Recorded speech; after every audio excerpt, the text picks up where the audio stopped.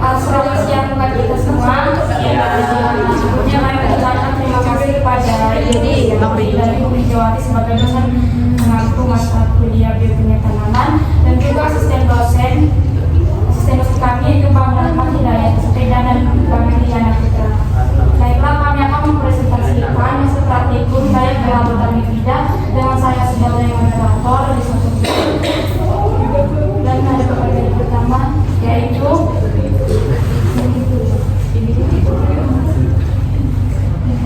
materi pertama yaitu ada Muhammad Khadijah, materi kedua ada Nur Khadijah, materi ketiga ada Ibu.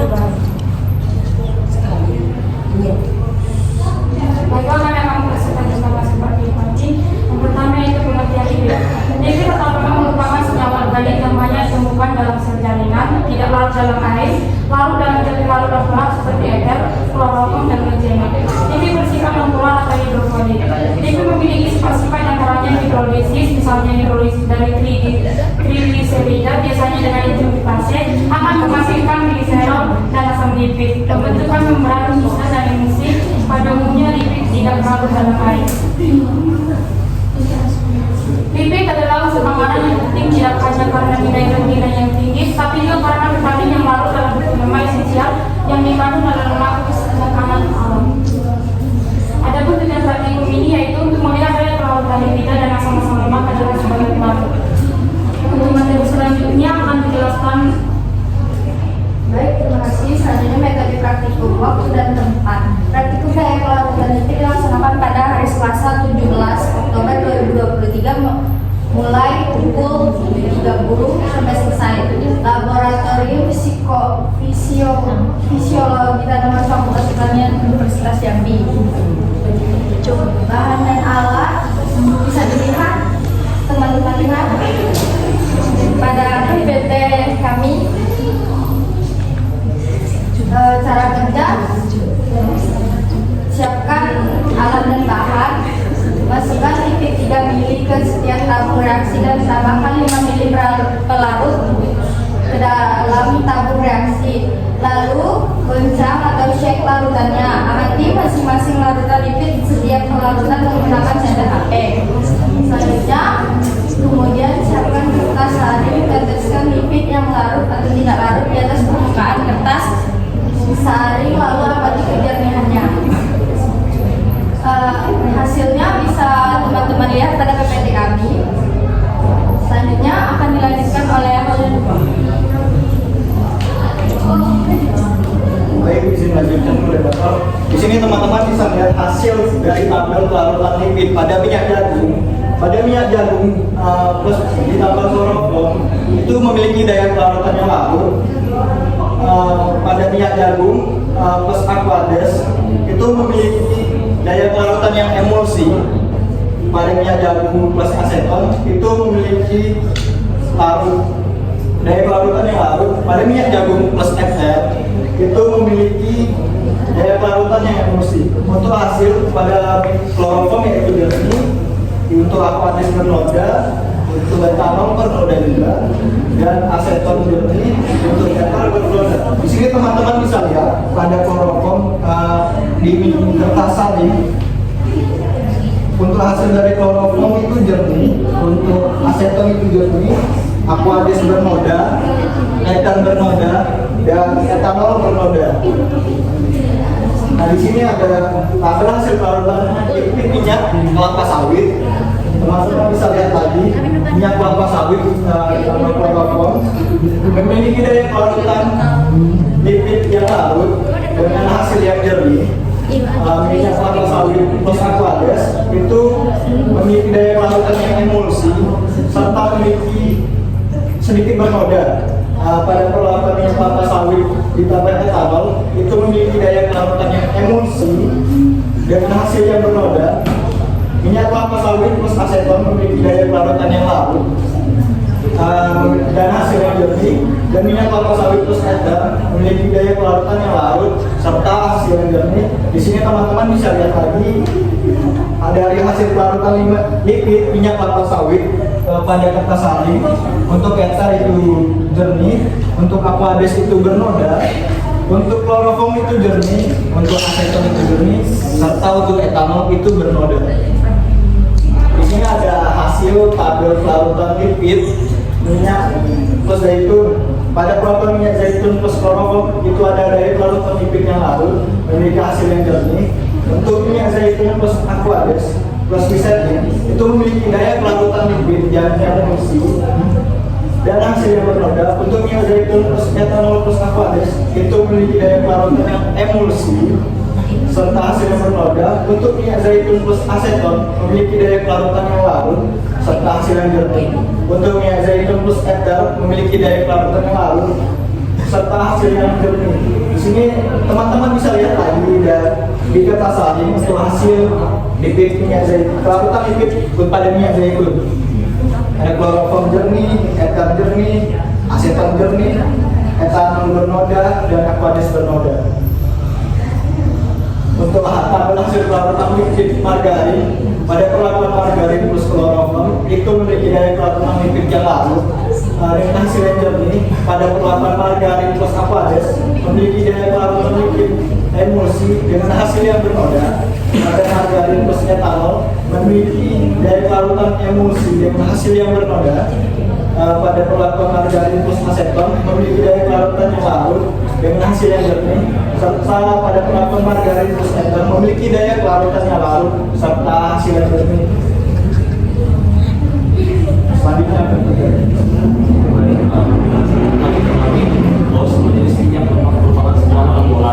sehingga sesuai dengan prinsip teknis of life, maka minyak lemak akan larut dalam larut non-polar. Dalam uji pelarutan ini akan membandingkan di antara larut non-polar manakah yang menjadi tingkat pelarutan yang baik. Lipid adalah sebuah emisi karbon dan hidrogen yang tidak larut dalam air, tapi larut dalam larut organik. Sedangkan lemak adalah suatu zat yang kaya akan energi, berfungsi sebagai sumber energi yang utama dan proses metabolisme tubuh. Pada perlakuan minyak jagung, minyak kelapa sawit, minyak zaitun, dan margarin dengan pelarut ditemukan bahwa pelarut yang menggunakan kloroform dan aseton sering menghasilkan larut pada perlakuan, dan pada larut aqueous dan etanol menghasilkan emulsi. Pada larut kloroform dan aseton umumnya tinggi karena keduanya adalah pelarut non-polar. Kloroform dan aseton memiliki struktur molekular yang relatif non-polar sehingga mereka dapat melarutkan lipid dengan baik.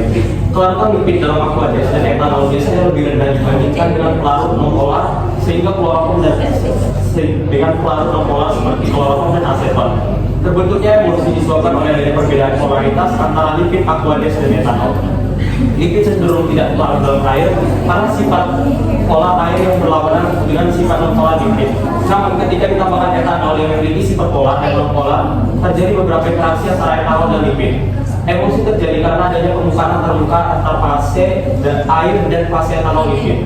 Etanol dapat bertindak sebagai agen pengemulsi yang membantu mengurangi tegangan antarmuka antara air dan lipid, sehingga memungkinkan terbentuknya struktur seperti nikel dan tetesan kecil lipid di dalam larutan.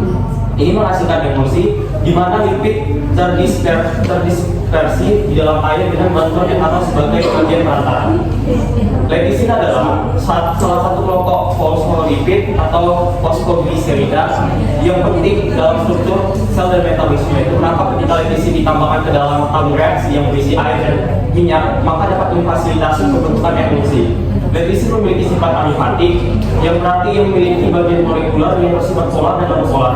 Bagian polar lecitin dapat berinteraksi dengan air, sedangkan bagian non-polar dapat berinteraksi dengan minyak. Ketika lecitin ditambahkan ke dalam campuran air minyak, maka berfungsi sebagai perantara yang mengurangi tegangan antar dua zat tersebut. Kesimpulan yang dapat dari perhatikan daya pelarutan lipidnya yaitu daya pelarutan lipidnya adalah lipid senyawa yang tidak larut dalam larutan polar, tapi dapat larut pada larutan non-polar. Pada umumnya lemak nantinya tidak larut dalam air, tapi sedikit larut dalam alkohol atau etanol, dan larut sempurna dalam pelarut organik seperti dietilester, kloroform, aseton, aqueous atau pelarut non-polar lainnya. Minyak dalam air akan membentuk emisi tidak stabil karena bila dibiarkan, maka udah cairan akan bisa menjadi dua lapisan. Hasil pengamatan menunjukkan suatu lipida atau lemak berbeda-beda. Pelarutan pada urus utama lipida mempunyai sifat-sifat pelarut yang berbeda, dan sifat ini digunakan dalam ekstraksi dan isolasinya dari bahan-bahan biologis. Itulah presentasi dari kami.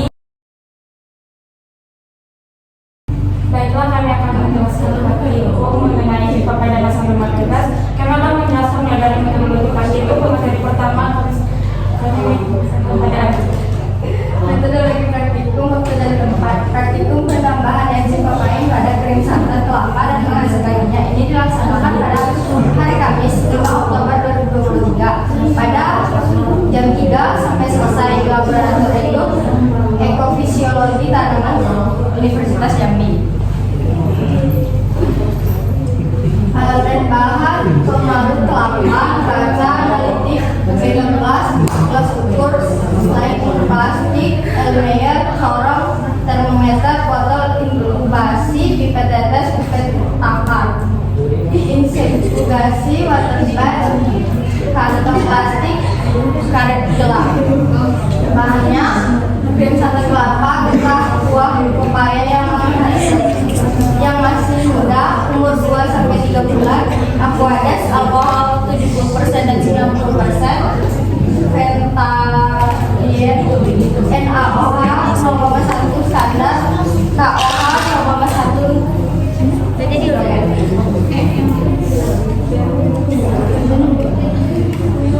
Selanjutnya cara kerja. Siapkan 1 kilo kelapa parut segar ditambah dengan 1 liter aquades. Kemudian diperas akan didapatkan santan. Santan yang diperoleh didiamkan selama 1 jam untuk memisahkan antara krim santan dan santan.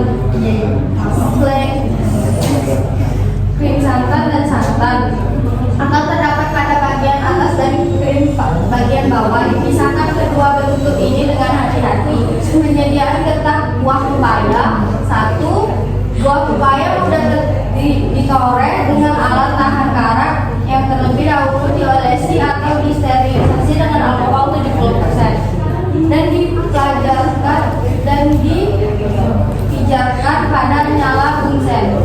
Yang kedua, getah yang ditampung dengan sesuai kebutuhan. Selanjutnya akan dilanjutkan oleh Halilullah. Baik, saya berikan untuk cara kerja penambahan getah pepaya pada krim santan kelapa.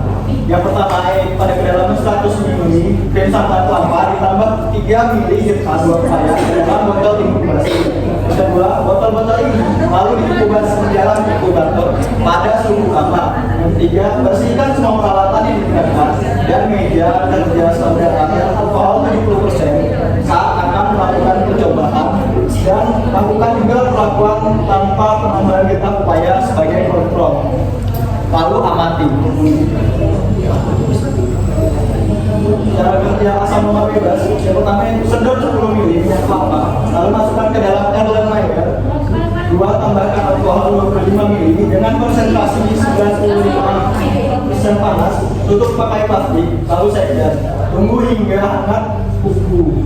Lalu tambahkan 1 ml lalu disegar. Filtrasi menggunakan NaOH pada konsentrasi 0,1 normalitas dimulai dari 0,5 ml. Jika warna ini menghasilkan merah jambu tidak hilang selama 30 detik, maka pengamatan sudah selesai.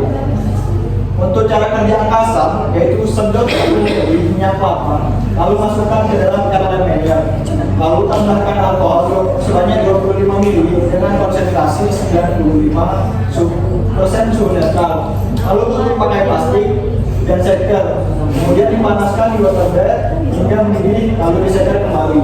Tambahkan 1 ml fenolphthalein lalu disegar lagi. Filtrasi menggunakan KOH pada konsentrasi 0,1 normalitas dimulai dari 0,5 ml. Jika warna yang dihasilkan memiliki warna merah jambu dan tidak hilang selama 30 detik, maka pengamatan sudah selesai. Baiklah, ini adalah hasil perlakuan getah pepaya 1 ml dan santan 100 ml. Dan ini hasil perlakuan getah pepaya 2 ml dan santan 100 ml. Hasil perlakuan getah pepaya 3 ml dan santan 100 ml. Dan hasil perlakuan getah pepaya 4 ml dan santan 100 ml. Berikut untuk hasil pembahasannya akan dijelaskan oleh Brady.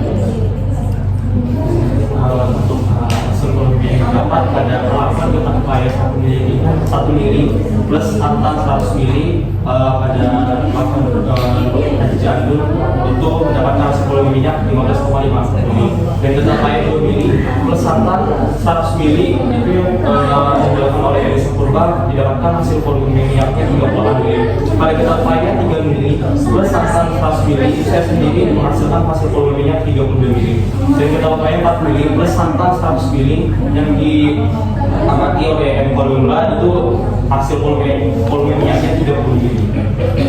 Dan untuk tabel hasil reaksi asam bebas itu perlakuannya 2 ml plus 25 alkohol dengan sekali ulangan menggunakan 0,5 ml NaOH berwarna merah jambu pada 30 detik dan hasilnya 44 14,1%.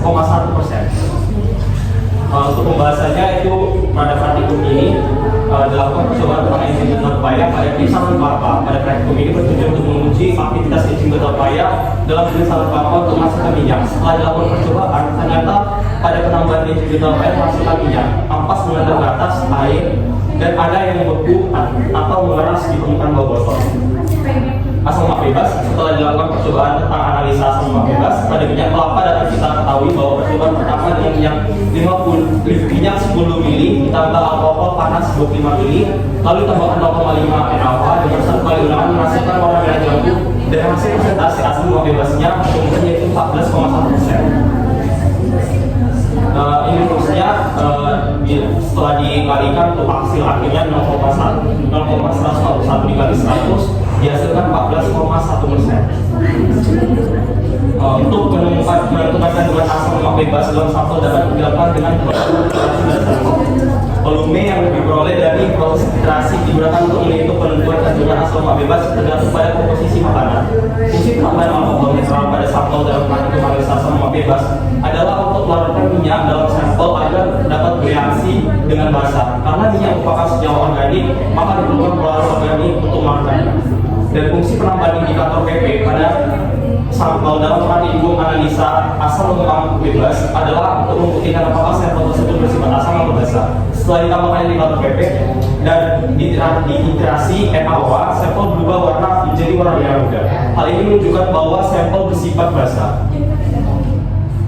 Baiklah, adapun kesimpulan yang kami dapat yaitu percobaan praktikum yang telah dilakukan dapat dari kesimpulan bahwa penambahan beta upaya atau pencatatan kelapa bisa menghasilkan cukup banyak minyak, kemudian asam lemak bebas pada suatu bahan pangan. Dapat dilakukan dengan metode filtrasi, lalu menghitung jumlah kandungan asam lemak bebas dalam pangan tersebut. Kandungan kepada asam lemak bebas pada suatu bahan pangan dapat diketahui dan dengan menggunakan rumus semua. Baiklah, itulah presentasi dari praktikum penambahan enzim papain pada jenis